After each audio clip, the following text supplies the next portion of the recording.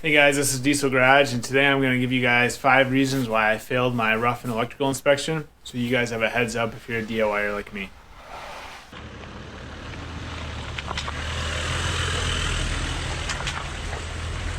Alright, so the first thing I want to say is disclaimer, I'm not a professional. I think I'm a competent DIYer. Things like electrical, I do a lot of industrial maintenance, controls, programming, things like that. So when it comes to 120 and 240 AC, I'm very comfortable with that. Where people like me will get tripped up on this is the code. The code is there to keep us safe, but there's a lot of nuances to it that unless you do it every day, unless you're a trained professional, you're probably not going to know. And that's exactly what I got tripped up on. So I just recently had my rough and electrical inspection, and I had to do about $500 worth of work replacing stuff or adding stuff because I didn't know it. I'm just going to give you guys kind of a short video today to show you what I found out, so that if you're in the same situation as me, hopefully you can save yourselves that time and that money that I needed to spend to redo some of the stuff that I already done. So let's get into it. Alright, so the first thing that we looked at with the inspector was my sub panel in this garage. I used what was the old main panel from the house. I switched that out several years ago and was planning on using that, and this was how it was fed, just with a regular breaker on the bus that clips on. And the issue with this was there was nothing to hold it down, nothing to lock it into place. You can see it just kind of pops off pretty easily. So because this breaker is fed from my other panel with a breaker, this could be on while you took it off, which would be you removing a live breaker, which could be bad. So they do make, this is a Siemens panel, they do make hold down clips for that, but that was too old. So what I ended up doing, not much money, $80, I bought an entire new panel and replaced all that. But, so it's got this main breaker up here, and this one is tied down. Not a lot of money, a lot of time. It took me 3-4 hours. I actually was pretty lucky, but a lot of times when you do something like that, your wires might not all be the same length, things like that. So that was number one. The second thing in a panel like this, for a sub panel, you got to have your neutrals and grounds separated. That's pretty common. So here's my neutral bar. It's got another plug on neutral over there for the ground fault or arc flash, and then I've got my ground separated. Remove this screw. The inspector asked me to do that. I actually haven't done that. I'll do that after this video. So that way it's not bonded to the panel and your neutrals and grounds are separated. So that sums up the panel part of the inspection. Alright, so the second thing, it's pretty dumb, but another one of those code technicals.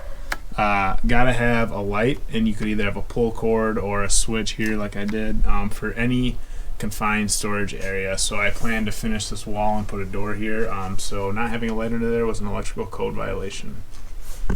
Alright, so the third part was every single outlet in the lower level that could touch the slab on grade needs to be weather resistant, and it needs to be ground faulted. I did not know that. I did not have that done. And that even includes my outlets for my lights. Since I did a plug type light, if I would have direct wired them, they wouldn't have needed to have been ground faulted, but that's the way it was. So I did kind of a hybrid combination of put a ground fault receptacle in some areas to protect some circuits, and then I also did a couple ground fault breakers like this. So for my lights, obviously, the ground fault reset has to be below a certain height.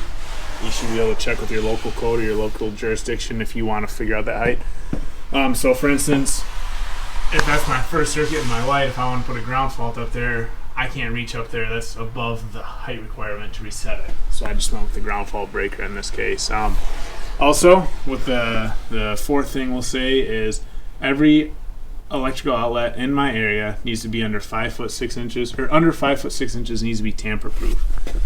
So if you look in there, you can see it's got the little guards or whatever, so a kid can't stick a bobby pin or a screwdriver in. So I had to replace every single outlet below, basically the ceiling on my first floor and also on my second floor. So that cost me, I think, about $150 in outlets because I had bought all new outlets, and then now I just have like 30 outlets that are brand new, but I can't use them anywhere. All right, so the last thing is, since we have stairs here, please disregard the state of the stairs, I needed a 3-way switch for the lighting of the stairs so that someone can't come down here and shut the lights off on someone upstairs, and then whoever's upstairs has to fumble their way down in the dark. So that was a little bit of work too. I actually didn't even have the lights over the stairs, so you need dedicated lighting for the stairs, or light that covers the stairs, and then a 3-way switch with that. so I can turn that on and off from upstairs. So again, the reasoning is you can have a lighted stairway no matter whether you're trying to go up or down. You can't get trapped in one area without lights to proceed up or down the stairway.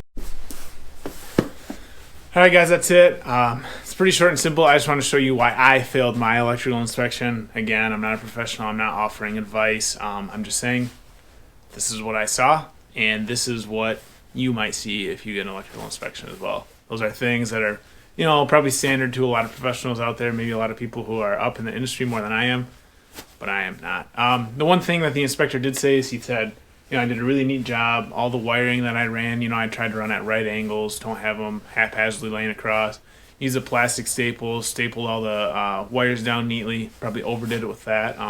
Ran a lot of circuits, you know, I'm not trying to pull too much anywhere. So being a DIY, you know, I've worked with the inspector a little bit. He was he was nice, he was very good to me. He said, good job, you know, everything looks good. Just, again, the technical things trip you up. And that's the name of the game, you know, I'm saving money by doing it myself, so I'm prepared to spend money when I have code violations or something like that. So that about does it, guys. Yeah, I probably won't even really respond to specific questions because, again, I'm not a professional. If you have any comments, drop them below.